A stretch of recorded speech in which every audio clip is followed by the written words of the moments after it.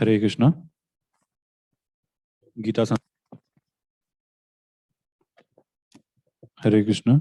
గీతా సందేశం కార్యక్రమానికి పాల్గొనడానికి వచ్చిన భక్తులందరికీ మరియు జూమ్ మీటింగ్లో కూడా పాల్గొనడానికి వచ్చిన భక్తులందరికీ నా హృదయపూర్వక నమస్కారాలు, అభినందనలు. మనం నిన్న రెండవ అధ్యాయం చర్చించుకున్నాం. రెండవ అధ్యాయంలో 38వ శ్లోకం వరకు మనం చర్చించుకున్నాము. ఈరోజు అందులోని తరువాయి భాగం ఈరోజు చర్చించుకుందాం. ముందుగా మంగళాచరణము. నమ ఓం విష్ణుపాదాయ కృష్ణప్రేష్ఠాయ భూతలే శ్రీమతే భక్తి వేదాంత స్వామినితి నామినే. నమస్తే సారస్వతే దేవే గౌరవాణి ప్రచారిణే నిర్విశేష శూన్యవాది పాశ్చాత్య దేశతారిణే. నామ శ్రేష్టం మనుమపి శచీపుత్రమత్ర స్వరూపం రూపం తస్యాగ్రజమురుపురీ మాతురిం గోష్ఠవాటీ రాధాకుండం గిరివరమహో రాధికా మాధవాచాం ప్రాప్తో యస్య ప్రతిత కృపయా శ్రీగురుం తం నతోస్మి. కృష్ణాదన్యమజానత క్షణమపి స్వప్నేపి విశ్వేశ్వరే తస్మిన్ భక్తిమహైతుకీం విదదతో హృత్కాయ వాగ్భిః సదా. శ్రీలాన్ సద్గుణపుంజకేళినిలయాన్ ప్రేమావతారానహం వందే భాగవతానిమాననులవం మూర్ధ్నాని ప్రత్యక్షితో. ఆజానులంబితభుజౌ కనకావదాతో సంకీర్తనైకపితరౌ కమలాయతాక్షౌ విశ్వంబరౌ ద్విజవరౌ యుగధర్మపాలౌ వందే జగత్ప్రియకరౌ కరుణావతారౌ. జయతాం సురతౌ పంగో మమ మందమతేర్గతి మత్సర్వస్వపదాంబోజౌ రాధా మదనమోహనౌ. నీలాచల నివాసాయ నిత్యాయ పరమాత్మనే బలభద్ర సుభద్రాభ్యాం జగన్నాథాయ తే నమః. హరే కృష్ణ. మనం నిన్న ద్వితీయోధ్యాయంలో ఏం చర్చించుకున్నామంటే, అర్జునుడు యుద్ధం చేయను అని పలు రకాల కారణం చెప్పిన పిదప శ్రీకృష్ణుడు అర్జునుడితో నువ్వెందుకు యుద్ధం చేయాలి అని పలువురు కోణాల్లో వివరించి మరీ చెబుతున్నాడు అన్నమాట. మొదటగా ఏం చెప్పాడు?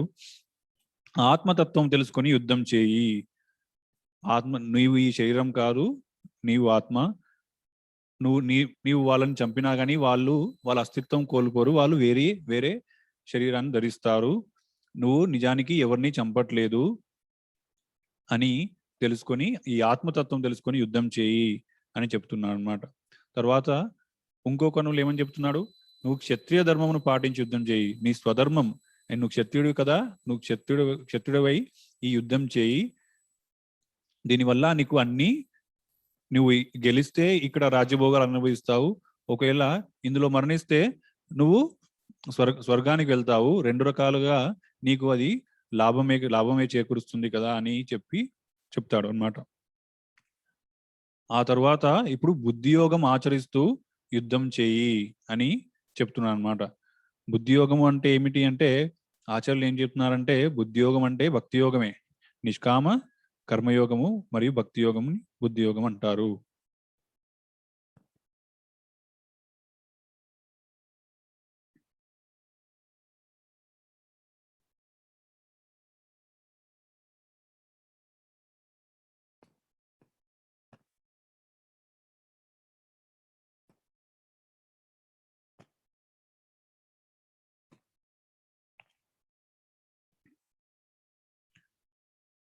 ఇప్పుడు ఏం చెప్తున్నాడు భగవంతుడు?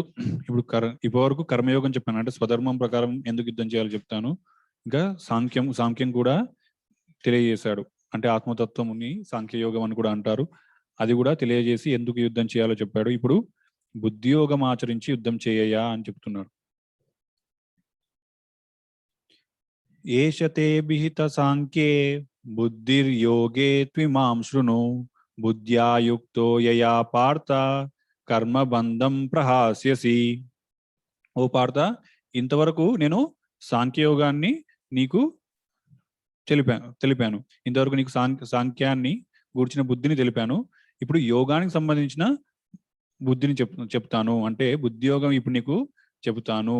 ఈ బుద్ధియోగం ఆచరిస్తే ఏమవుతుంది? కర్మబంధం ప్రహాస్యసి, కర్మబంధం నుండి నువ్వు విముక్తుడవుతావు. బుద్ధియోగమే భక్తి యోగము. అదెట్లా అని అంటే, నేహాభిక్రమనాశోస్తి ప్రత్యవాయో న విద్యతే స్వల్పమప్యస్య ధర్మస్య త్రాయతే మహతో భయాత్.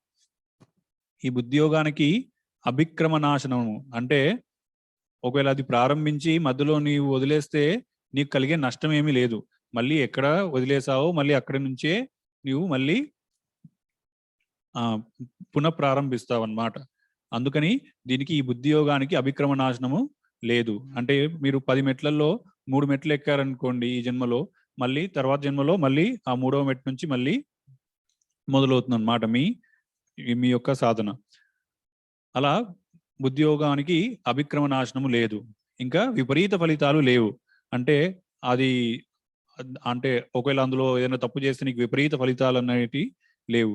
ఈ యోగం ఏ కొంచెం అభ్యసించినా అది గొప్ప భయం నుండి రక్షిస్తుంది, అంటే నరకయాతన వంటి నుంచి నిన్ను రక్షిస్తుంది అని చెప్తున్నాడు. నిష్కామ కర్మకు సకామ కర్మకు తేడా ఏంటిది? అది కూడా చెప్తున్నాడు. నిష్కామ కర్మ అంటే మనము కర్మ చేస్తున్నాము, మన వేద విహిత కర్మ చేస్తున్నాము, కానీ దాని నుంచి ఎలాంటి ఫలితాలు ఆశించట్లేదు. కానీ సకామ కర్ముడు, ఎవరైతే సకామ కర్మ ఆచరిస్తారో అతను వేద విహిత కర్మలన్నీ, తన వర్ణాశ్రమ ధర్మాలు అవన్నీ చేస్తూ ఉన్నాడు, కానీ ఇంద్రియ భోగాలు, దానివల్ల నాకు ఇంద్రియ భోగాలు లభిస్తాయి, స్వర్గప్రాప్తి లభిస్తుంది అన్న కాంక్షతోటి చేస్తాడు, కాబట్టి అది సకామ కర్మ అవుతుంది. భగవంతుడు ఏం చెప్తున్నాడు? వ్యవసాయాత్మిక బుద్ధి ఏకేహ కురు నందన బహుశాకాహ్యనంతశ్చ బుద్ధయో వ్యవసాయినం. ఓ కురునందన, వ్యవసాయాత్మిక, ఎవరైతే వ్యవసాయాత్మికులు అంటే నిశ్చయాత్మకమైన బుద్ధి కలవారో ఆ బుద్ధే శ్రేయస్కరమైంది. చంచల చిత్తం గలవారి బుద్ధులకు అంతం అనేది లేదు. అంటే వాళ్ళు ఇవన్నీ కర్మ చేస్తున్నారు, కానీ వాళ్ళ మనసు ఎప్పుడు ఇంద్రియ భోగాల పట్లే ఉంది. ఆ నిశ్చయాత్మిక బుద్ధి ఏంటిదంటే, భగవద్ అర్పణంగా లోక కళ్యాణం కోసం ఫలాపేక్ష లేకుండా కర్మలు చేయడం అన్నమాట. వాళ్ళని నిష్కామ కర్మయోగులు అంటారు. ఇలా నిష్కామ కర్మయోగులు నిశ్చయాత్మిక బుద్ధితో కర్మలు చేస్తారు. మరి సకామ కర్మయోగుల మాట ఏంటి? వాళ్ళేం చేస్తారు?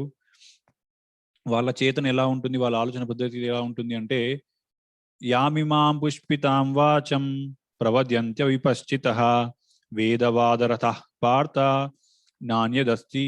నాణ్యదస్తి వాదినః కామాత్మనః స్వర్గపరా జన్మ కర్మ ఫలప్రదాం క్రియా విశేష బహుళాం భోగైశ్వర్య గతిం ప్రతి. వాళ్ళు ఎలా ఆలోచిస్తారు? ఓ పార్థ, అవిద్వాంసులైన కామ్యకర్మలు వేదాల్లో చెప్పిన కర్మకాండకు మించిన మరేమీ లేదు. అంటే వేదాల్లో నువ్వు ఇది చేస్తే స్వర్గప్రాప్తి కలుగుతుంది, ఇది చేస్తే ఈ భోగం కలుగుతుంది అని వివిధ రకాలైన కర్మకాండం ఉంది కదా, వాళ్ళు ఆ కర్మకాండం పట్టుకునే కూర్చుంటారు. అవే ఈ వేద యొక్క సారం అని వాదిస్తూ ఉంటారు. వారు వాంఛపరులు, అంటే అన్ని కోరికలు కలవారు. స్వర్గమే అత్యున్నత స్థానం అని అభిప్రాయం కలవారు. భోగైశ్వర్య గతిం ప్రతి, భోగైశ్వర్యం ప్రాప్తి కోసం చేయవలసిన అనేక క్రియ విశేషాలు చెబుతూ ఉంటారు. నువ్వు ఇది చేయి, ఈ యజ్ఞం చేయి, ఇవి చేస్తే అది లభిస్తుంది, అది చేస్తే ఇది లభిస్తుంది అనుకుంటూ చెప్తారన్నమాట. వారు ఈ కర్మలు అలా భోగైశ్వర్యాల కోసం చేసే కర్మలు ఏం చేస్తుందయ్యా అంటే, అది మళ్ళీ జన్మలకు కారణమవుతుంది. అంటే నువ్వు ఈ జన్మ చక్రంలో కాలచక్రంలో బద్ధుడవుతావు అని చెప్తున్నాడు. వారికి నిశ్చయాత్మికమైన బుద్ధి కలగదు. వారికి ఆ నిశ్చయాత్మకమైన బుద్ధి కలగదు. ఎందుకు అనంటే భోగైశ్వర్య ప్రసక్తానాం తయాపహృత చేతసాం వ్యవసాయాత్మిక బుద్ధి సమాధౌ న విధీయతే. ఎందుకు వాళ్ళకి నిశ్చయాత్మకమైన బుద్ధి కలగదు అని అంటే వాళ్ళ మనసు ఎప్పుడూ భోగేశ్వర్యాల పట్ల ఆసక్తి ఉంది కాబట్టి వాళ్ళ వాళ్ళ వాళ్ళకి నిశ్చయాత్మకమైన బుద్ధి కలగదు. మరి వేదాల్లో అనేక చోట్ల కామ్యకర్మల గురించి చాలా వివరంగా చెప్పబడ్డాయి కదా. మరి ఆ మాట ఏంటి? సరే, నువ్వు ఇవన్నీ చేయొద్దు, ఇలా కామ్యకర్మలుగా ఇలా చేయొద్దు అని అంటున్నాడు కదా. మరి వేదాల్లో చాలా శాతము కర్మకాండమే ఉంది. అందులో అన్ని కామ్యకర్మల గురించే వివరణ ఎక్కువ శాతం ఉంది. మరి వాటి సంగతి ఏమిటి అని అడగగా భగవంతుడు ఏం చెప్తున్నాడంటే, త్రైగుణ్య విషయా వేద నిస్త్రైగుణ్యో భవార్జున నిర్ద్వందో నిత్య సత్వస్థో నిర్యోగక్షేమ ఆత్మవాన్. నిజమే, వేదాల్లో ఈ త్రిగుణ విషయములు అంటే ఈ సంసార గురించి చెబుతున్నాయి. అంటే నువ్వు ఇది చేస్తే ఇది లభిస్తుంది, అవన్నీ కామ్యకర్మల గురించి వర్ణన ఉంది. కానీ ఓ అర్జున, నీవు త్రిగుణములకు అంటే ఈ ప్రకృతి ద్వంద్వములకు అతీతుడవై యోగక్షేమములు విడినాడినవై, అంటే ఆ నీ యోగక్షేమాల భగవంతుడే చూసుకుంటాడని ఆ శుద్ధ ఆధ్యాత్మిక స్థితి యందు ఆత్మనిష్ఠుడు కమ్ము అంటే ఇవన్నీ చెప్పారు. కానీ ఇవన్నిటికీ నువ్వు అతీతుడవై నీ కర్మ చెయ్యి, అంటే నిష్కామ కర్మం చెయ్యి. మరి వేదాల వల్ల ప్రయోజనం లేదా అంటే భగవంతుడు ఏమంటున్నాడంటే, యావానర్థ ఉదపానే సర్వతః సంప్లుతోదకే తావాన్ సర్వేషు వేదేషు బ్రాహ్మణస్య విజానతః. అంటే అంతటా ప్రవహించే నది నుండి అయినా సరే మనకు కావలసినంత జలం మాత్రమే స్వీకరిస్తాము. అలాగే వేద పరమార్థం తెలిసిన వాడు విద్వాంసుడు సర్వ వేదాల నుంచి కేవలం ఆత్మజ్ఞానానికి తోడ్పడే ఉపనిషత్తులను మాత్రమే స్వీకరిస్తాడు. వేదాలు చాలా ఉన్నాయి. అంటే 4 వేదాలు, దాని ఉపనిషత్తులు ఇవన్నీ ఉన్నాయి. కానీ ఎవడైతే బుద్ధిమంతుడో వాడు ఆత్మజ్ఞానానికి తోడ్పడే ఉపనిషత్తులను వాటినే స్వీకరించి వాటినే అవలంబిస్తాడు. ఈ కామ్యకర్మలను చేయడు, అంటే సకామ కర్మం ఆచరించడు, నిష్కామ కర్మము ఆచరిస్తాడు, అతడే బ్రాహ్మణుడు అని అంటున్నాడు అనమాట. వేదాల్లో చెప్పినట్టు కర్మకాండం చేయకపోతే మరి ఎట్లా కర్మలు చేయాలి అంటే భగవంతుడు కర్మను వదిలేయి అని అనట్లేదు. కానీ ఆ కర్మల పట్ల ఫలాపేక్షను, కర్మం చేసేటప్పుడు ఫలాపేక్షను వదిలేయి అని చెప్తున్నాడు. కర్మణ్యేవాధికారస్తే మా ఫలేషు కదాచన మా కర్మ ఫల హేతుర్భు మాతే సంగోస్త్వ కర్మని. నీకు కర్మ చేయడానికి మాత్రమే కర్మణ్యేవ అధికారస్తే, కర్మ చేయడానికి మాత్రమే నీకు అధికారం ఉంది.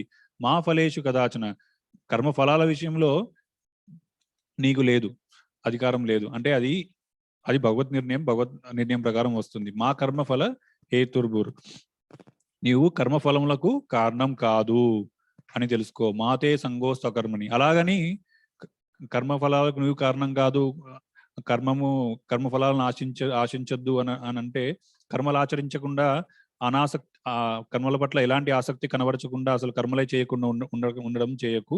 కర్మలు ఆచరించు, కానీ కర్మఫలాల పట్ల ఎలాంటి ఆశ పెట్టుకోకు అని అంటున్నాడు. ఫలాపేక్ష పెట్టుకోకు అంటే ఫలాపేక్ష రహితుడివై కర్మలు ఆచరించుము అని చెప్తున్నాడు. యోగస్తక్కురు కర్మాణి సంగం త్యక్త్వా ధనంజయ సిద్ధ్యా సిద్ధ్యోః సమో భూత్వా సమత్వం యోగ ఉచ్యతే. ఇప్పుడు భగవంతుడు చెప్తున్నావు, ధనంజయ, నీవు యోగస్థుడవై సంగము వీడి కర్మలను ఆచరింపుము, అంటే ఫలాపేక్ష లేకుండా ఈ నీ కర్మలను ఆచరింపు. ఇక్కడ ఏమంటున్నాడు ధనంజయ అంటే, నీవు అర్జునుని ధనంజయ అని కూడా అంటారు. నీవు యుద్ధం చేయి అని మాటికి గుర్తు చేస్తున్నాడు. సిద్ధ్యా సిద్ధ్యో సమోభూత్వ సమత్వం యోగ ఉచ్యతే. ఇప్పుడు భగవంతుడు చెప్తాడు, యోగం అంటే ఏమిటయ్యా అంటే సిద్ధి అసిద్ధులందు సమబుద్ధి కలవాడు. అంటే సుఖ దుఃఖాలు ఇవన్నీ ద్వంద్వములందు సమబుద్ధి కలవాడు. అంటే ఏదైనా ప్రాప్తించకపోయినా అప్పుడు కూడా సమబుద్ధి కలవాడే. సమబుద్ధి కలిగితే అదే యోగం అంటారు అని చెప్తున్నాడు. కర్మలను ఆచరించాలి, కానీ కామ్య కర్మలకు దూరంగా ఉండాలి అని చెప్తున్నాడు. దూరేణ హ్యవరం కర్మ బుద్ధియోగా ధనంజయ. బుద్ధౌ శరణమన్విచ్చ కృపణాః ఫలహేతవః. ఓ ధనంజయ, బుద్ధియోగం కంటే సకామ కర్మము మిక్కిలి తక్కువ స్థాయి చెందినవి. దూరేణ హ్యవరం కర్మ బుద్ధియోగ ధనంజయ. బుద్ధౌ శరణమన్విచ్చ కృపణా ఫలహేతవ. కావున నీవేం చేయి, బుద్ధియోగమే ఆశ్రయింపు. ఫలము కోరి అంటే ఫలాలు ఆశించి నువ్వు కర్మలు ఆచరించకు. ఫలాలు ఆశించి నువ్వు కర్మలు ఆచరిస్తే, ఫలం కోరి కర్మలు ఆచరిస్తే అప్పుడు ఏమవుతుంది, నీవు ఈ జన్మచక్రంలో బద్ధుడవుతావు, ఈ కర్మబంధనానికి లోనవుతావు. కాబట్టి బుద్ధియోగం ఆచరించు. బుద్ధియోగం వల్ల నీకు ఎలాంటి కర్మబంధనం ఉండదయ్యా అని చెప్తున్నాడు. మరి బుద్ధియుక్తుడు అంటే ఈ బుద్ధియోగుడు ఎవరు, ఎలా కర్మలు ఆచరిస్తాడు అంటే, బుద్ధియుక్తో జహాతీహ ఉభే సుకృత దుష్కృతే తస్మాద్యోగాయ యుజ్యస్వ యోగ కర్మసు కౌశలం. అసలు ఎలా ఏం చేస్తాడు అంటే, ఎలా ఆచరిస్తాడు అంటే, వాడు సమత్వ బుద్ధి కలవాడు. బుద్ధియోగుడు సమత్వ బుద్ధి కలవాడు. దేని యందు పాపపుణ్యములు రెండింటినీ ఈ లోకం నందే తేందును. అందుచేత బుద్ధియోగం కోసం ప్రయత్నించుము. నేర్పుతో కర్మలు ఆచరించడమే యోగము. అతడు ఈ ద్వంద్వాలకు అతీతంగా ఉంటాడు, సమబుద్ధి కలవాడు. అందుచేత బుద్ధియోగమే ప్రయత్నించుము. నేర్పుతో ఇలా కర్మలు ఆచరించడమే యోగం. అంటే నేర్పుతో అంటే నీవు కర్మలు ఆచరిస్తూ ఉన్నావు, కానీ ఆ కర్మల పట్ల ఎలాంటి ఫలాపేక్ష లేదు. ఆ నేర్పుతో కర్మలు ఆచరిస్తే దాన్ని యోగం అంటారు అని చెప్తున్నాడు. అట్లా నేర్పుతో కర్మలు ఆచరించే బుద్ధియోగులు చివరికి ఏం సాధిస్తారు అంటే భగవంతుడు చెప్తున్నాడు, కర్మజం బుద్ధి యుక్తా హి ఫలం త్యక్త్వా మనీషినః జన్మబంధ వినిర్ముక్తాః పదం గచ్చంత్యనామయం. అలా సమబుద్ధితో ఎవరైతే వాళ్ళ కర్మలను ఆచరిస్తారో వాళ్ళు ఏమవుతారు, జన్మబంధ వినిర్ముక్త, ఈ జన్మబంధాల నుంచి విముక్తి పొంది పదం గచ్చంత్యనామయం, ఆ పరంపదానికి చేరుకుంటారు. అంటే మోక్షం వాళ్ళకి లభిస్తుంది అని చెప్తున్నాడు.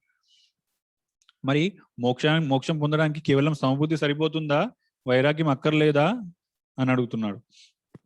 భగవంతుడు ఏమి చెప్తున్నాడు, ఏదాతే మోహ కలితం బుద్ధిర్వతిర్తరిష్యతి తదా గంతాసి నిర్వేదం శ్రుతస్య చ. ఎప్పుడైతే నీ బుద్ధి ఈ మోహము అంటే ఈ కామ్య కర్మము అనే భూమి నుండి బయటపడుతుందో అప్పుడు వైరాగ్యం అనేది దానంతలదే కలుగుతుంది. అప్పుడు పూర్వం విన్న దాని గురించి, అంటే అంతకుముందు నువ్వు ఇది చేస్తే అది లభిస్తుంది అన్న అవిటి గురించి, దాని నుంచి ఇంకా మళ్ళీ వినబోయే దాని గురించి కూడా వైరాగ్యం కలుగుతుంది. అంటే ఎవరైనా కామ్యకర్మలు అంతకుముందు చేయి అని చెప్పినా కానీ దాని పట్ల, ఆ భోగైశ్వర్యాల పట్ల ఆసక్తి అనేది పోతుంది, ఆ మోహం అనేది పోతుంది. అప్పుడు నీకు వైరాగ్యం దానంతట అదే కలుగుతుంది అని చెప్తున్నాడు. భగవంతుడు బుద్ధియోగం మీద ఉపన్యాసం ముగించాడు అనమాట. ఇలా ముగిస్తున్నాడు. శృతి విప్రతి ప్రపన్నాతే యదా స్యాసతి నిశ్చల సమాధావచలా బుద్ధి తదా యోగమవాప్స్యసి.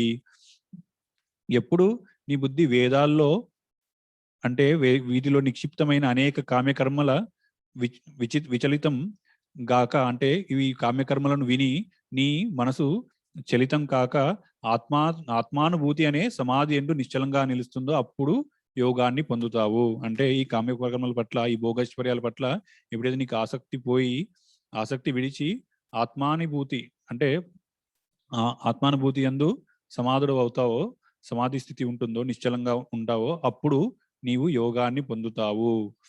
యోగం అంటే ఏంది, ఇక్కడ యోగాన్ని పొందుతావు అంటే పరమాత్మతో సంయోగం పొందుతావు. సమాధి అంటే ఆత్మానుభూతి అని చెప్తున్నాను అన్నమాట. బుద్ధియోగం ఆచరిస్తే బుద్ధిమంతుల లక్షణాలు ఏంటో తెలుసుకోవాలని ఇప్పుడు బుద్ధియోగి గురించి చెప్పాడు కదా భగవంతుడు. మరి బుద్ధియోగి లక్షణాలు ఏమిటి? సమబుద్ధి అని చెప్పాడు, కానీ అతను వివిధ పరిస్థితుల్లో ఎలా ప్రవర్తిస్తాడు, ఎలా ఉంటాడు అది తెలుసుకోవాలని అర్జునుడు భగవంతుణ్ణి అడుగుతున్నాడు అన్నమాట. అర్జున ఉవాచ స్థిత ప్రజ్ఞస్య కా భాష సమాధిస్తస్య కేశవ స్థితది కిం ప్రభాషేత కిమాసీత వ్రజేత కిం. ఓ కేశవ, ఈ స్థితప్రజ్ఞశ్చ కా భాష అంటే అతని లక్షణాలు ఏమిటి? ఇక్కడ భాష అంటే లక్షణాలు ఏమిటి? అతను ఎలా భాషించును? స్థితతి అంటే అతను ఎలా కూర్చును అంటే అతను ఇంద్రియాలను ఎలా నిగ్రహించుకొనును, ఎలా కిమాసీత కిం వ్రజేత కిం అంటే ఎలా సంచరించును అంటే తన ఇంద్రియాలను ఎలా ఉపయోగించును, అతను ఎలా భాషించును అంటే ఎప్పుడైతే విపరీత పరిస్థితులు వస్తాయో, ఎప్పుడైతే మాన అపమానాలు ఇవన్నీ కలుగుతాయో అప్పుడు అతను ఎలా మాట్లాడతాడు, అలాగే అతను ఇంద్రియాలను ఎలా నిగ్రహించుకుంటాడు, ఎలా ఇంద్రియాలని వినియోగిస్తాడు అని ప్రశ్నిస్తున్నాడు అన్నమాట. అప్పుడు భగవంతుడు స్థితప్రజ్ఞుని యొక్క లక్షణాల గురించి చెప్తున్నాడు. శ్రీ భగవాన్ ఉవాచ ప్రజహాతి యదా కామాన్ సర్వాన్ పార్థమనోగతాన్ ఆత్మన్యేవాత్మనా తుష్టః స్థితప్రజ్ఞస్తదోచ్యతే. భగవంతుడు ఏం చెప్తున్నాడు? మనసులోని కామాలన్నిటినీ, ప్రజాతి యదా కామాన్ సర్వాన్ పార్థాన్ మనోగతాన్, మనసులోని కామాలన్నిటినీ వీడి ఆత్మన్యేవాత్మనా తుష్ట అంటే తన యందే ఆత్మయందే ఆత్మ వలన సంతృప్తుడై ఆత్మ సంతృప్తి పొందిన వాడిని స్థితప్రజ్ఞుడు అంటారు. ఆత్మ వలన అంటే స్వరూపం వలన లేదా భగవంతుడి వలన అని. ఉద్వేగపూరితమైన ఈ సందర్భంలో ఎలా మాట్లాడతాడు, కిం ఎలా మాట్లాడతాడని అర్జునుడు అడిగాడు కదా, భగవంతుడు చెప్తున్నాడు. దుఃఖేష్వనుద్విగ్నమనా సుఖేషు విగత స్పృహ వీతరాగ భయ క్రోధ స్థితధిర్మునిరుచ్యతే. భగవంతుడు ఏం చెప్తున్నాడు? దుఃఖములకు సంభవించినప్పుడు మనసులో దిగులు చెందడు, అలాగే సుఖాలు కలిగినప్పుడు వాటి పట్ల ఆ సుఖం పట్ల మరీ హర్షితుడై ఆసక్తి ఎక్కువ ఉండదు. అలాగే అనురాగము, భయము, కోపము వీటన్నిటినీ వదిలేస్తాడు. అలాంటి వాణ్ణి స్థితప్రజ్ఞుడు అంటారు. అంటే దుఃఖం వచ్చినా సుఖం వచ్చినా నా ప్రారంధ కర్మము అనుసారమే ఇవన్నీ లభిస్తున్నాయి అని అనుకుంటాడు అన్నమాట. అతడే స్థితప్రజ్ఞుడు అని. ఇంకా ఏమని చెప్తున్నాడు? యహ సర్వత్రాన విస్నేహ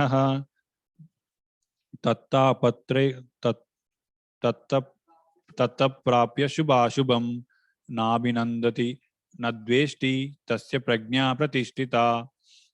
అంటే ఎవడికి దేని మీద మమకారం ఉండదు, అంటే అతనికి దేనిపైన మమకారం ఉండదు. ఎవరికి స్థితప్రజ్ఞుడికి శుభం జరిగితే హర్షించడు, అంటే సంతోషించడు, అశుభం జరిగితే ద్వేషించడు. అట్టివాడి ప్రజ్ఞ అంటే అటివాడి బుద్ధి స్థిరమైనది అని చెప్తున్నాడు. అంటే ఇవన్నిటి పట్ల అతనికి సమబుద్ధి కలదు. మాటికి భగవంతుడు ఈ విషయాన్నే చెప్తాడు. స్థితప్రజ్ఞుడికి సమబుద్ధి కలదు, అన్ని ద్వంద్వముల పట్ల సమబుద్ధి కలదు అని చెప్తున్నాడు. అతను ఇంద్రియాలను కిమాసీత అని చెప్పాడు కదా, అంటే ఇంద్రియాలను ఎలా అదుపులో ఉంచుకుంటాడు అది చెప్తున్నాడు. యదా సంహరతే చాయం కూర్మోంగానివ సర్వశః ఇంద్రియార్థేభ్యః తస్య ప్రజ్ఞా ప్రతిష్ఠిత. ఎలాగైతే నేను చూస్తాగా ఇక్కడ చిత్రంలో తాబేలు తన అవయవాలన్నిటినీ ఎప్పుడైతే ఏదన్నా జంతువు తన మీద దాడి చేయడానికి వచ్చిందో అప్పుడు తాబేలు ఏం చేస్తుంది? తన అవయవాలన్నిటినీ తన లోపల ముడుచుకుంటుంది అన్నమాట. అలాగే ఎప్పుడైతే ఇంద్రియ విషయాలు ఇంద్రియాల దగ్గరికి వస్తుందో అప్పుడు అతడు అంతర్ముఖుడై, అంటే ఇంద్రియ విషయాల పట్ల ఆసక్తిని వదిలేసి అంతర్ముఖుడై ఉంటాడు. అలాంటి వారి బుద్ధి స్థిరమైనది, అంటే ఇంద్రియాల విషయాల పట్ల ఆసక్తి ఉంచుకోడు, తన అంతర్ముఖుడై ఉంటాడు. ఆ పరమాత్మ కోసం ధ్యానిస్తూ ఉంటాడు అన్నమాట, వెతుకుతూ ఉంటాడు, అంతర్ముఖుడై ఉంటాడు. మరి రోగం కలిగినప్పుడు ఒక మూర్ఖుడు కూడా, అంటే రోగం కలిగినప్పుడు మనం అన్ని ఇంద్రియ భోగాలు అనుభవించము కదా, మరి వాళ్ళు కూడా అలాంటి యోగుల. అలాంటప్పుడు బుద్ధిమంతుడు కూడా ఇంద్రియ విషయాలపై ఆసక్తి కలగకపోవడం గొప్పేముంది అని అంటే అప్పుడు చెప్తున్నాడు. విషయా వినివర్తంతే నిరాహారస్య దేహినః రసవర్జ్యం రసోప్యస్య పరం దృష్ట్వా నివర్తతే. రోగం వచ్చిన వాళ్ళు అప్పుడు వాళ్ళు ఇంద్రియ భోగాలు మానేస్తారేమో. ఎప్పుడైతే రోగం తగ్గిపోతుందో మళ్ళీ వాళ్ళకి ఇంద్రియ విషయాల పట్ల ఆసక్తి ఉండి మళ్ళీ ఆ భోగాలు అనుభవిస్తూ ఉంటారు. కానీ ఈ స్థితప్రజ్ఞుడు ఎలా ఉంటాడయ్యా అంటే ఇంద్రియ విషయాలను భోగించడం మానుకొని అతనికి ఎందుకంటే ఆత్మ సాక్షాత్కారం ఎప్పుడైతే ఆత్మ సాక్షాత్కారం కలుగుతుందో ఇవన్నీ ఇంద్రియ విషయాల పట్ల అతనికి ఆసక్తి పోతుంది. ఎందుకంటే ఇది దానికన్నా అత్యుత్తమైన ఆనందం కలిగిస్తుంది కాబట్టి ఈ ఇంద్రియ విషయాల పట్ల దానంతట అదే ఆ విషయ ఆసక్తి అనేది పోతుంది. ఇంద్రియ నిగ్రహం ఎంత ఆవశ్యకమో చెప్పి ఇప్పుడు ఇంద్రియాల శక్తిని తక్కువ అంచనా వేయొద్దని భగవంతుడు చెప్తున్నాడు అనమాట. ఇంద్రియ నిగ్రహం గురించి చెప్పాడు, కానీ ఇంద్రియాలను అంత తక్కువ అంచనా వేయకు, ఇంద్రియ నిగ్రహం అంత సులభమైనది కాదు అని చెప్తున్నాడు. యతతో హ్యాపి కౌంతేయ పురుషస్య విపశ్చితః ఇంద్రియాని ప్రమాతీని హరంతి ప్రసవం మనః.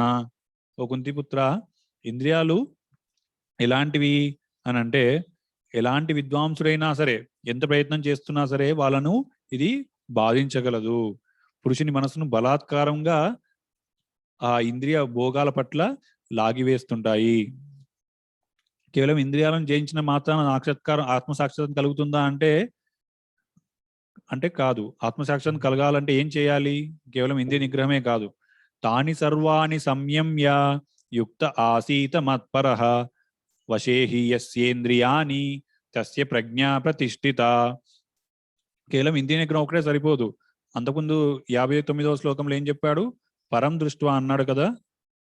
పరం దృష్ట్వా అంటే ఆ పరమాత్మ పట్ల ఎప్పుడైతే పరమాత్మ సాక్షాత్కారం కలుగుతుందో అప్పుడు ఏం చేస్తాడు? తాని సర్వాణి సంయమ్య యుక్త ఆసిత మత్పర. అప్పుడు అతను ఇంద్రియాలను అన్నింటిని నిగ్రహించి అప్పుడు యుక్త ఆసిత మత్పర అంటే నన్నే తలుచుకుంటాడు. అంటే ఆ భగవంతున్నే తలుచుకొని భగవంతున్నే తలుచుకుంటూ ఉంటాడు.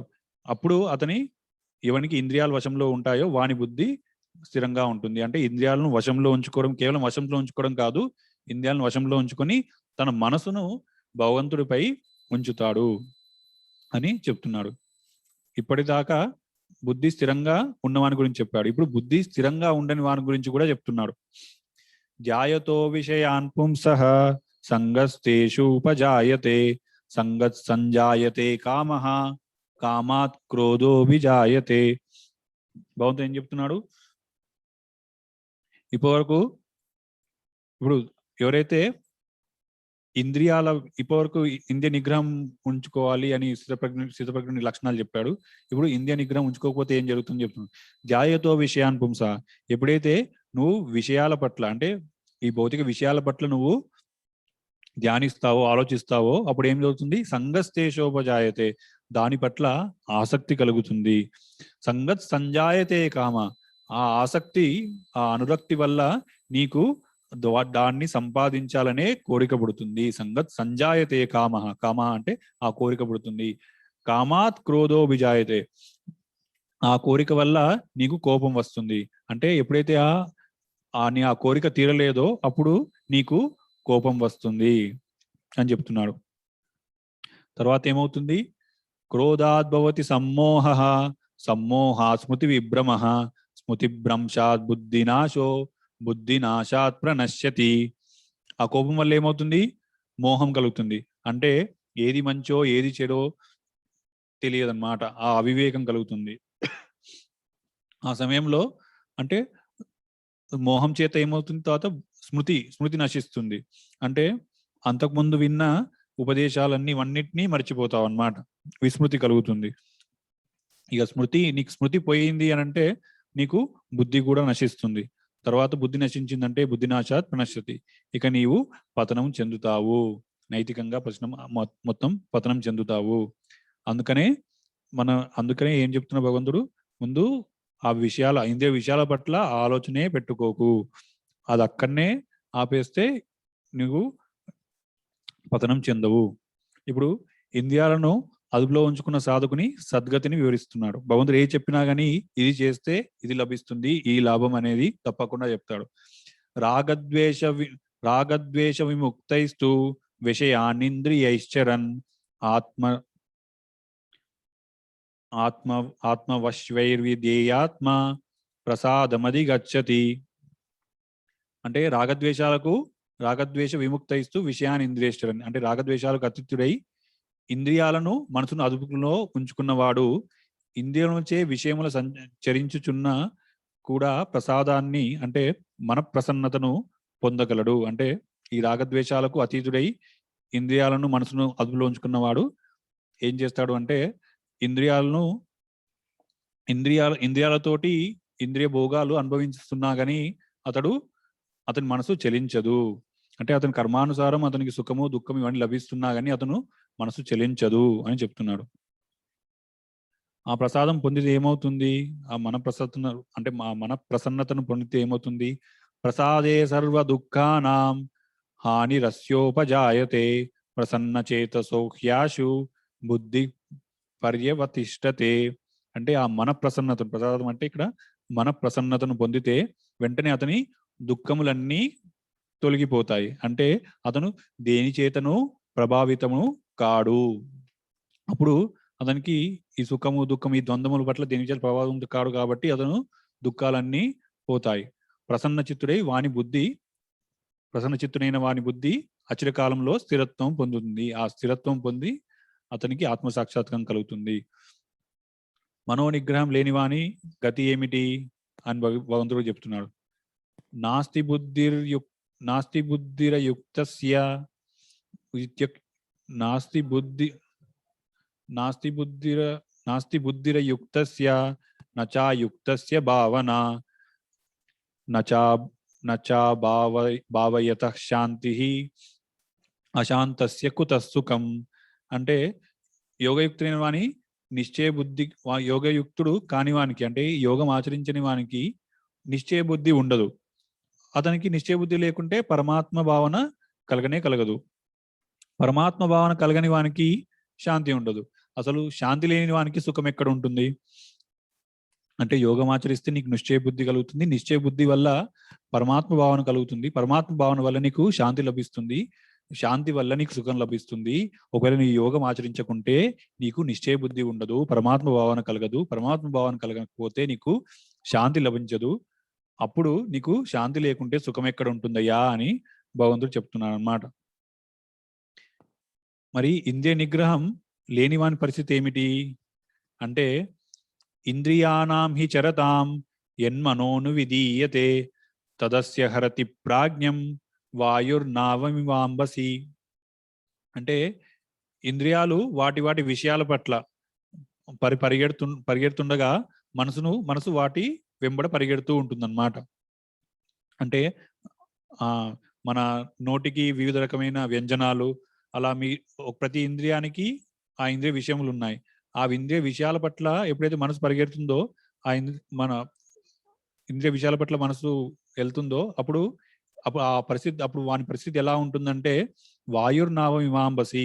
ఎప్పుడైతే నీటిలో ఉన్న నావ ఆ గాలికి ఎలా కొట్టుకుపోతుందో అలా ఆ మనిషి యొక్క ప్రజ్ఞ, అతని బుద్ధి కూడా హరింపవేస్తుంది. అంటే అతని బుద్ధి కూడా పోతుంది. అంటే ఇతను ఇంద్రియ విషయాల పట్ల ఆసక్తుడై ఆ ఇంద్రియ విషయాల వెంట పరిగెడుతూ తన మనసు ఉంటుంది. అలా గాలితో కొట్టుకోబోతున్న ఈ పడవ వలె అతని మనసు ఉంటుంది అని చెప్తున్నాడు.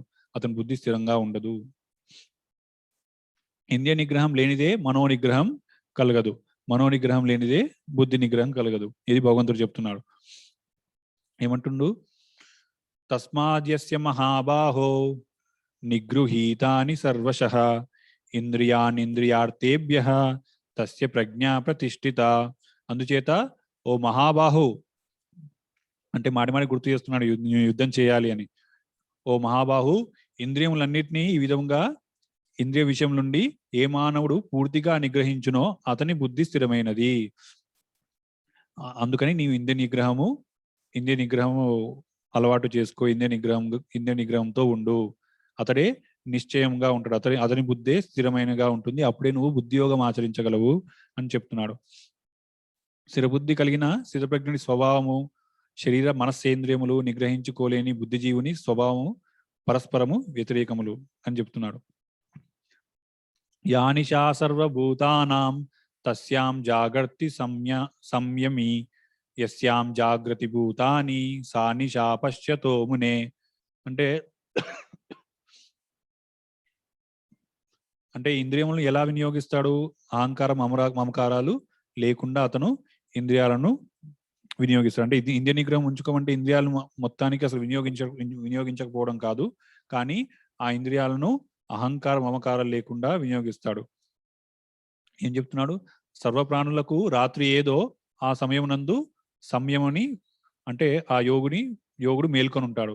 ఎప్పుడైతే సర్వప్రాణులు మేల్కొని ఉంటారో అది అతనికి రాత్రి. అంటే మనం చూసి సాధారణంగా జనులు ఇంద్రియ ఆసక్తి పట్ల ఎప్పుడైతే ఇంద్రియ భోగాలు ఇవన్నీ వాళ్ళ ముందు ఉంటాయో వాళ్ళు ఆ ఇంద్రియ భోగాలు అనుభవించడానికి ఎంతో మేల్కొని ఆ ఇంద్రియ భోగాలు అనుభవిస్తాడు. అప్పుడు ఈ యోగి ఎలా ఉంటాడు? ఈ సంయముడు ఎలా ఉంటాడు? అప్పుడు అతనికి అది రాత్రి వంటిది. అంటే అప్పుడు అతను దాని పట్ల ఎక్కువ మేల్కొని, అంటే తను దాని పట్ల ఎక్కువ ఆసక్తి చూపడు. ఎప్పుడైతే ఆధ్యాత్మిక కార్యక్రమం ఉంటుందో సాధారణ జనులు వాటి పట్ల ఆసక్తి కలగరు. అలాంటి వాళ్ళకి అది రాత్రి వంటిది, అందరూ నిద్రపోతూ ఉంటారు. కానీ భక్తులు యోగులు ఏం చేస్తారు? ఎప్పుడైతే ఆధ్యాత్మికం వంటి కార్యక్రమాలు ఉన్నాయో అప్పుడు వాళ్ళు మేల్కొని ఉంటారు. వాటిని వింటారు, వాటిని అవలంబిస్తారు. అలా అన్నమాట. అయితే స్థితప్రజ్ఞునికి కోరికలే కలగవా అంటే లేదు, అతనికి కోరికలు కలుగుతాయి. కానీ ఎంత కోరికలు కలిగినా గానీ అతను ఎలా ఉంటాడంటే ఒక సముద్రం వలె ఉంటాడని చెప్తున్నాడు. అపూర్యమానం అచల ప్రతిష్టం సముద్రమాప ప్రవిశంతి యద్వత్ తద్వత్ కామాయం ప్రవిశంతి సర్వే శశాంతి మాప్నోతి న కామి. అంటే అతను ఎలా ఉంటాడు? ఒక సముద్రం వలె. సముద్రంలో ఎన్నో నదులు వచ్చి కలుస్తూ ఉంటాయి. ఆ నదులు వచ్చి అందులో కలిసినంత మాత్రాన ఆ సముద్రము, నాలో నదులు చాలా కలిసాయి, నేను ఉప్పొంగిపోవాలి అన్నట్టుగా అది ఉప్పొంగిపోదు. సముద్రం ఎన్ని నదులు కలిసినా సముద్రం అలాగే స్థిరంగా ఉంటుంది. అలాగే ఎన్ని కోరికలు తన మనసులో ప్రవేశించినప్పటికీ స్థితప్రజ్ఞుడు అతను నిశ్చలంగా ఉండి, అంటే ఆ ఇంద్రియ భోగాల పట్ల ఆసక్తి విడిచిన వాడై నిశ్చలంగా ఉండి పరమశాంతిని పొందుతాడు, భోగాసక్తుడు కాడు అని చెప్తున్నాను అనమాట. అంటే నా ప్రారబ్ధ కర్మ ప్రకారము నా మనసులో ఇవన్నీ కలుగుతున్నాయి, కానీ అని అనుకొని వాటి పట్ల అతడు ఎలాంటి ఆసక్తి చూపడు. తన కర్మవాసన పట్ల నాకు ఈ ఆలోచనలు వస్తున్నాయి, కానీ నిజానికి నాకు దీనికి ఏమి సంబంధం లేదు అని అంతర్ముఖుడై అతను పరమశాంతిని పొందుతాడు. ఇక్కడ శాంతి అంటే మోక్షం అని అర్థం అన్నమాట. అహంకారం మమకారం వదిలిపెట్టిన వాడే శాంతిని పొందుతాడు. విహాయ కామాన్య సర్వాన్ పుమాంశ్చరతి నిస్పృహ నిర్మమో నిరహంకార శశాంతిమది గచ్చతి. ఎవరైతే ఏ పురుషుడు సర్వ కామాలను వాటి యందు స్పృహను, అంటే ఆ సర్వ కామాలను వాటి యందు ధ్యాసను కూడా త్యజిస్తాడో మరియు అహంకార మమకారం లేకుండా వ్యవహరిస్తాడో అతడు శాంతిని పొందుతాడు అని చెప్తున్నాడు అన్నమాట. స్థితబుద్ధి కలిగిన స్థితప్రజ్ఞుడి స్థితి భగవంతుడు ప్రశంసిస్తూ ఈ అధ్యాయాన్ని ముగిస్తున్నాడు. ఆ స్థితప్రజ్ఞుని గురించి భగవంతుడు ప్రశంసిస్తున్నాడు. ఏమంటున్నాడంటే ఏషా బ్రాహ్మి స్థితి పార్థ నైనాం ప్రాప్య విముహ్యతి స్థిత్వా శ్యామంత కాలేపి బ్రహ్మ నిర్వాణ మృచ్చతి. ఓ పార్థ, ఈ బ్రాహ్మీ స్థితి, ఈ స్థితప్రజ్ఞ స్థితి ఎప్పుడైతే లభిస్తుందో ఓ పార్థ, బ్రాహ్మీ స్థితి ఇదే. ఈ స్థితిని పొందినవాడు మోహం చెందడు. అంటే ఈ ద్వంద్వాలకు అతీతుడుగా సమబుద్ధి కలిగి ఆత్మయందే తన మనసు నిలిపినవాడు ఆ స్థితి బ్రాహ్మీ స్థితి అంటున్నాడు. ఈ స్థితిని పొందినవాడు మోహం చెందడు. మరణ సమయంలో కూడా ఈ స్థితిని పొందగలిగితే బ్రహ్మ నిర్వాణం లభిస్తుంది అని చెప్తున్నాడు అన్నమాట. అలా భగవంతుడు ఈ అధ్యాయాన్ని ముగిస్తున్నాడు. ఇప్పటికి ఏం చర్చించుకున్నాం? భగవంతుడు ఏమని చెప్పాడు? నువ్వు యుద్ధం చేయాలి. ఎందుకు అంటే ఆత్మతత్వం తెలుసుకొని యుద్ధం చేయి. లేకుంటే నీ స్వధర్మం ప్రకారం అయినా నువ్వు యుద్ధం చేయాలి. లేకుంటే ఈ స్వధర్మం ఈ సకామ కర్మం వదిలిపెట్టు, ఈ బుద్ధి యోగం ఆచరించు. బుద్ధి యోగం ఆచరిస్తే నీకు ఎలాంటి కర్మ అంటదు, దానికోసమైనా యుద్ధం చేయి అని చెప్పాడు. తర్వాత అర్జునుడు ప్రశ్నించాడు, ఈ సమబుద్ధి కలవాడు స్థితప్రజ్ఞుడు ఈ బుద్ధియోగి ఎలా ప్రవర్తిస్తాడు, ఎలా ఉంటాడు అని అంటే భగవంతుని అతని గురించి మొత్తం వివరించాడు. అతని లక్షణాలు ఏమిటి, అతను ఇంద్రియాలను ఎలా నిగ్రహించుకుంటాడు, ఇంద్రియాన్ని ఎలా వినియోగిస్తాడు అని కూడా చెప్పాడనమాట. సో దీంతో ఈ అధ్యాయం ముగుస్తుంది. ఓం తత్సత్. శ్రీకృష్ణార్పణమస్తు. ఇప్పుడు ఎవరికైనా ఏమన్నా ప్రశ్నలు ఉంటే అన్మ్యూట్ చేసి అడగవచ్చు.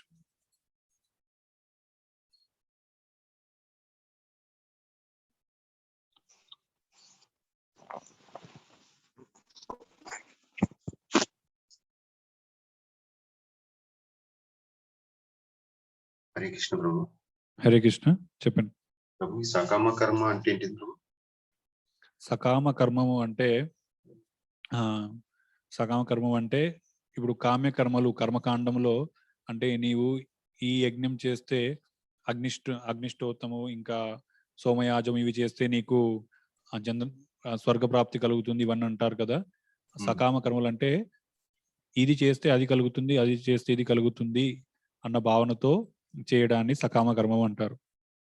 అంటే ఫలాపేక్ష ఉంచుకొని చేసే కర్మలను సకామ కర్మ.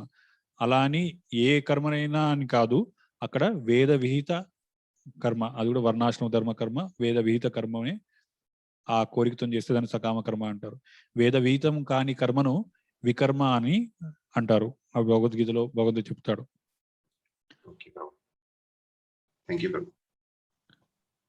హరే కృష్ణ. ఇంకా ఎవరికైనా ఏమన్నా ప్రశ్నలు? ప్రభుజీ ఒకసారి 12 లక్షణాలు ఆత్మ చెప్తారా? నమస్కారం. దండవత్సరం. 12 లక్షణాలు ఆత్మవా?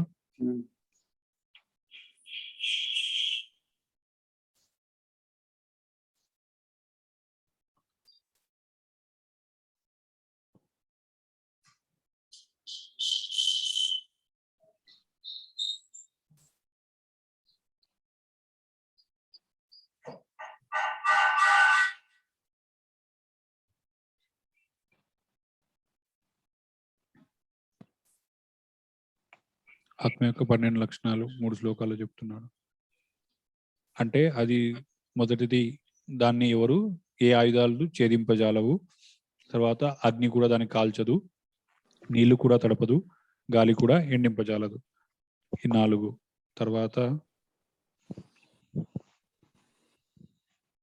తర్వాత ఆత్మ ఛేదింపశక్యం కానిది, కాల్చశక్యం కానిది 5, 6, తడపశక్యం కానిది 7, ఎండింపశక్యం కానిది 8.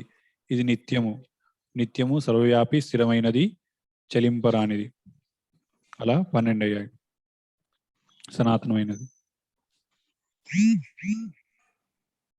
ఓకే.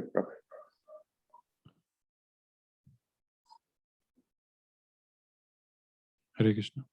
ఇంకా ఎవరికైనా ఏమైనా ప్రశ్నలు?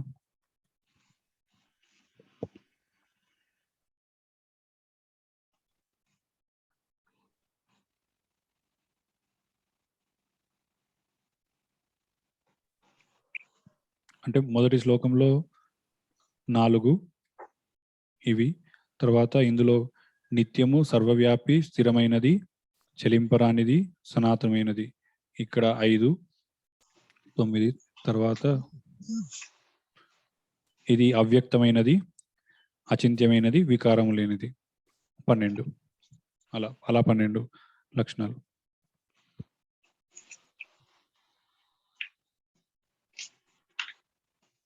హరే కృష్ణ. ఇంకెవరికైనా ఏమైనా ప్రశ్నలు? హరే కృష్ణ. హరే కృష్ణ. 39 శ్లోకాలు 39 and 40 శ్లోకాలు ఒకసారి ఎక్స్ప్లెయిన్ చేస్తారా please?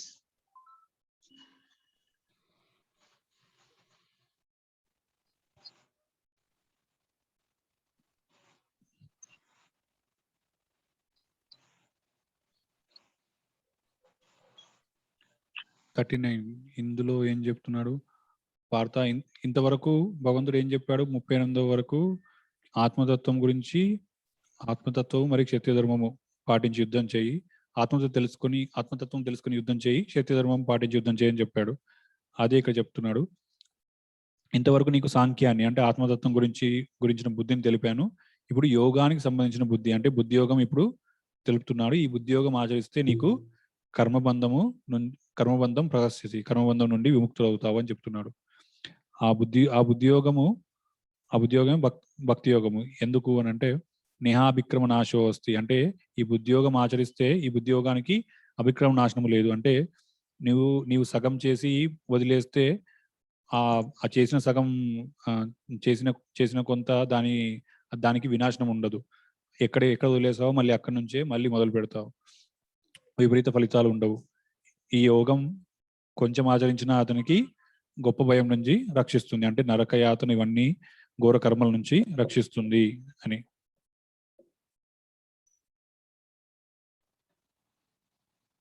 Hare Krishna. Thank you sir. ఇంకా ఎవరికైనా ఏమైనా ప్రశ్నలు?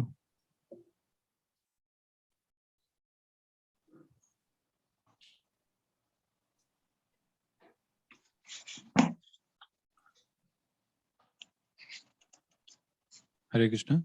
మనం ఇంతటితో ఈ ప్రవచనాన్ని ముగిద్దాం. జనార్దన్ ప్రభు గారు. హరే కృష్ణ ప్రభు. జనార్దన్ ప్రభు గారు మనందరితో జపం చేయిస్తారు. హరే కృష్ణ.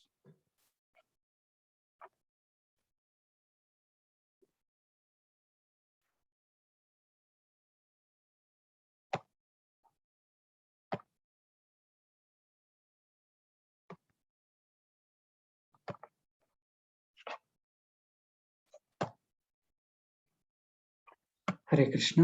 గీతా సందేశం కార్యక్రమంలో పాల్గొంటున్న భక్తులందరికీ నా హృదయపూర్వక ధన్యవాదాలు.